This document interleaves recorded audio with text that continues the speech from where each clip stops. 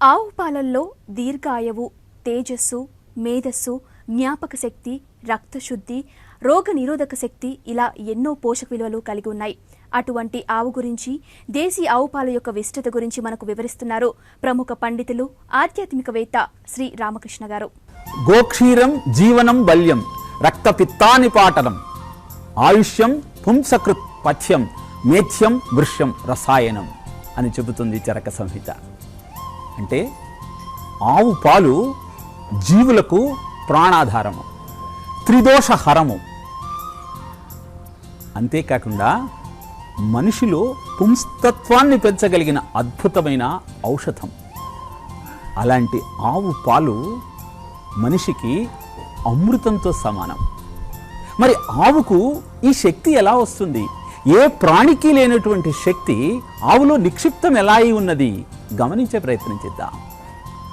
దేశీయ ఆవులో ఉండే విశేషమైన 3 లక్షణాలు ఏమిటి అంటే, మూపురం ఉంటుంది, గంగడోలు ఉంటుంది, కొమ్ములు ఉంటాయి. మూపురంలో సూర్యకేతు అనే నాడి ఉంటుంది. ఈ సూర్యకేతు నాడికి సూర్యశక్తిని గ్రహించి దానిని బంగారు వర్ణంలో కల అమృతతుల్యమైన పదార్థంగా మార్చగలిగిన శక్తి ఉంటుంది. అందుకే ఆవుకు ఎండంటే చాలా ఇష్టం. 8-10 గంటల పాటు ఆవు ఎండలో ఉండటానికి ఇష్టపడుతుంది. ఆరోగ్యం భాస్కరాదిచ్చేతని కదా ఆర్యోక్తి. ఆరోగ్యం కావలసిన వాళ్ళు సూర్యుడిని ఉపాసన చెయ్యాలి. ఆ పని మన గురించి ఆవు చేస్తూ ఉంది. అందుకే గోక్షీరము తెల్లగా కాకుండా పసుపు పచ్చ వర్ణంలో ఉంటుంది.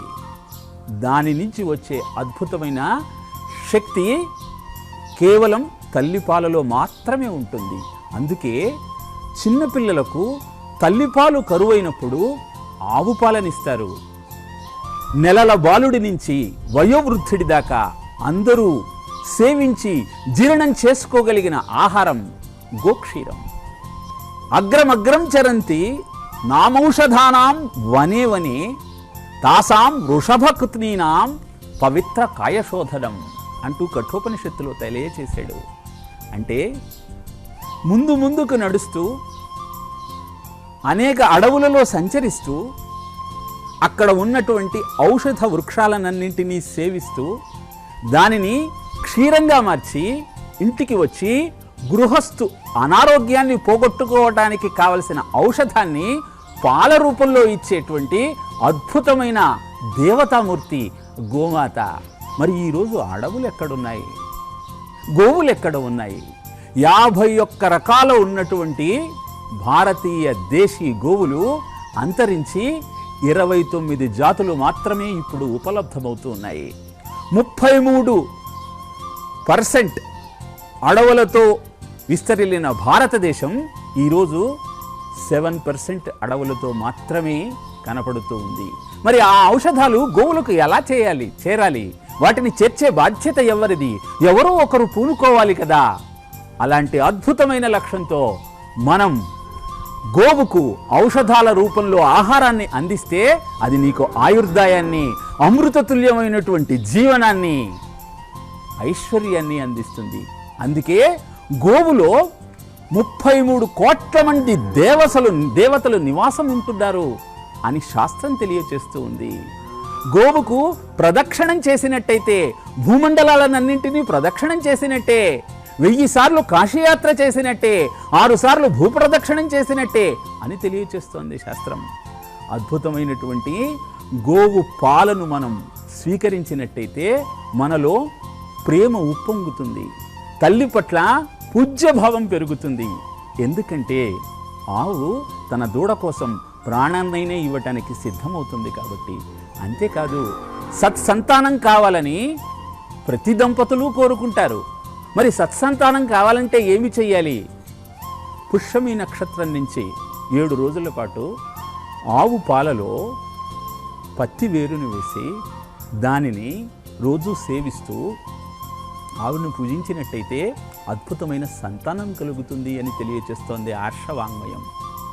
మంచి సంతానంతో పాటు బుద్ధి వికాసం కలగాలి అంటే గోవుకు గర్భవతి రోజు ప్రదక్షిణ చేస్తూ వెండి గిన్నెలో తోడేసినటువంటి పెరుగుని సేవించినట్టయితే ధీశాలి, తేజోశాలి అయినటువంటి కుమారుడు జన్మిస్తాడు. ఇన్ని అద్భుతమైనటువంటి ప్రయోజనాలను మనకు చేకూర్చగలిగినటువంటి తల్లి లాంటి గోమాతను మనం నిత్యం పూజించే ప్రయత్నం చేద్దాం. కానీ నేడు భారతదేశంలో 36,000 గోవధశాలలు ఉన్నాయి అంటే ఈ దౌర్భాగ్య స్థితికి కారణం ఎవరో ఆలోచించుకోవాల్సిన అవసరం ఉంది. గోవును గురించి పొగుడుతూ ఉంటాం, గోవును మాతగా పూజించాలనుకుంటూ ఉంటాం. మన ముందు గోవు ఆహారం లేక అలమటిస్తూ ఉంటే దానికి ఇష్టమైన ఆహార పదార్థాన్ని అందించే ప్రయత్నం మాత్రం చెయ్యం. మన ముందు గోవును ఎవరైనా హింసిస్తూ ఉంటే దాని గురించి ఆలోచించే ప్రయత్నం చెయ్యం. గోవును రక్షించుకునే ప్రయత్నం చేద్దాం. పంట పైరులు ఫలముల సంగి పాలన చేయును భూమాత, పాలు పెరుగు వెన్నమీగడ ప్రజల కొసంగును గోమాత. తిట్టిన కొట్టిన గుంజకు కట్టిన కోపగించదు గోమాత, దున్నిన దుక్కిన తొక్కిన చెక్కిన దోషములెంతదు భూమాత. కసాయివాణి కరకు కత్తికి బలియగుచున్నది గోమాత, విషపూరితమౌ రసాయనాలలో తేలుచున్నది భూమాత. గమనిద్దాం, ఈ స్థితి నుంచి సంస్కరించుకునే ప్రయత్నం చేద్దాం. జీవనాన్ని ఆనందంగా కొనసాగించాలి అంటే గోమాత యొక్క క్షీరము పంచగవ్యములు ఒక్కటే మార్గమన్న సత్యాన్ని మనం తెలుసుకోగలిగితే నిరంతరము గోవును పూజించకుండా జీవనాన్ని గడిపే ప్రయత్నం చెయ్యము. స్వదేశీ ఆవు పాలు క్యాన్సర్కు విరుగుడు. స్వదేశీ ఆవు నెయ్యి అన్ని రకాల విషాలకు విరుగుడు. మరియు గాయాలను తగ్గిస్తుంది, బలాన్ని చేకూరుస్తుంది, గుండెకు మేలు చేస్తుంది. అటువంటి పౌష్టిక విలువ కలిగిన పాలను చెరక అమృత్ వారు ఏ విధంగా అందిస్తున్నారో మనం ఇప్పుడు చూద్దాం. Vitamin B12, vitamin K, vitamin D, calcium మరియు అయోడిన్ సమృద్ధిగా ఉన్న పాలు చెరక డైరీ వారి ఆవు పాలు.